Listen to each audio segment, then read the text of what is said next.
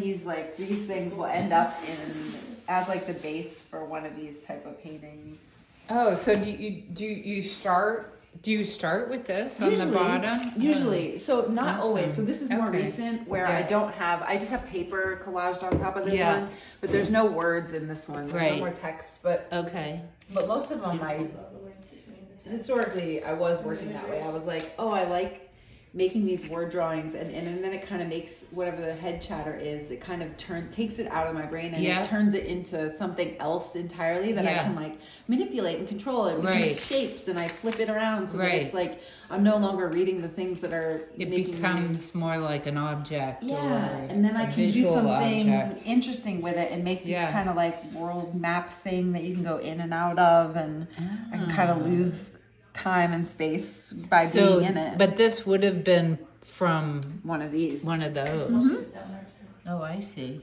Okay, I see it now. I'm starting. And then have you brought out some of the lettering afterwards, or is that just showing through? Not usually. It just shows through. Like there's like wiping and things like that happen. That kind of so cool. Whatever's revealed is left, and I like that. And then recently I've been making them without any text, and then starting out with my partner made me a bunch of these offcuts from the wood panels. Oh yeah. And so I've just been like making these little vignettes. I don't know. Like little things. Like this is a bottom. And a semi-nude, semi-amount of a person, and then some of it's just like color studies. Like, oh, I want to see about relationships of colors, and maybe.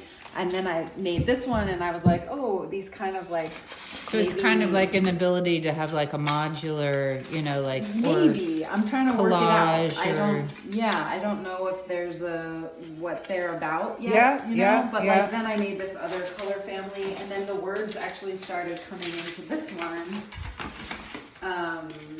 Like I'll make these little ones because I'm like, ooh, maybe I want to make and then I'll show you like what these bigger ones are like.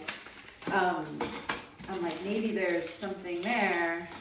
So like these are kind of like their own little schmagegi. And then I'm like this is like like a mental note like, for myself. And then like this way out. I don't know. There was like something happening here, but I'm like, I don't know what it is. So I just keep making them, and I feel like ultimately it'll tell me what I need to do, but I don't know how to explain that to somebody. What are you doing? I don't know. Like I'm just it's working with the unknown, really, right?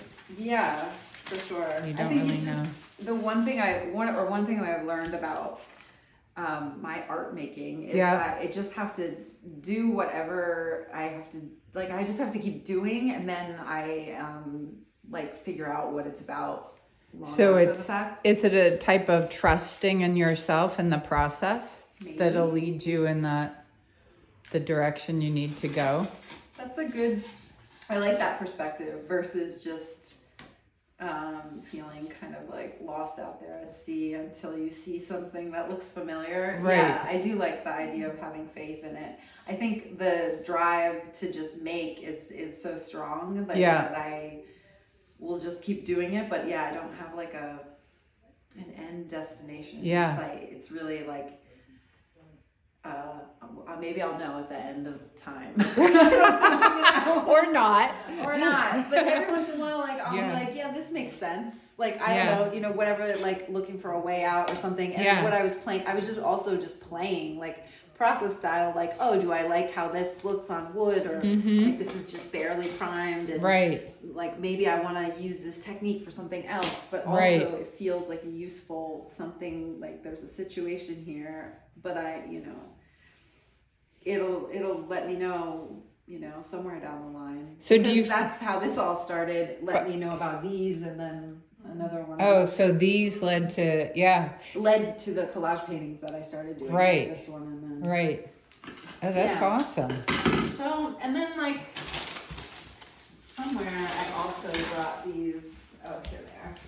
I brought these little ones because I started making them. Andrew had gotten me this like paper as well, this like watercolor paper. So I was again trying to do things without text entirely because like that's for like a separate thing for me in a way. It's almost like just like a mental relaxation or like a, what is it? Like an expression of energy. Yeah.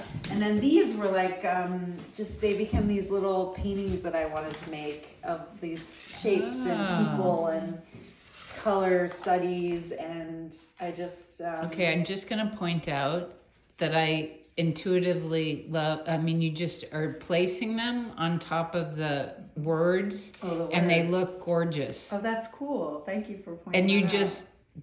You could have placed them anywhere, but you chose to place them there, and I think they look incredible on top of the. That's interesting. I like that, actually. Right? Maybe you've helped me figure out how I don't know, because I tend to like to watch what people sort of do without thinking. Yeah. Right? I like how you paid attention to that, yeah. Right? Well, because so much of like working is eventually, I mean, there is a call and response, like there's thinking, like responding to color and shape and all these things, but then there is this point where I think after I've been working in the studio for a few hours where I realize I've lost time, and I'm like, oh, that's when the interesting things start to happen. Right. Like, oh, these things go together. Yeah. Oh, there's a message, and what is that about? And maybe I'm supposed to, and then the ideas come like, oh, I'm supposed to make something bigger or smaller or expand, or like maybe, you know, like that's when you decided, oh, this comes over the side of the wall. Yeah. You know? Yeah. So awesome. Well, thank you. Yeah, that was totally. so great. Thank you.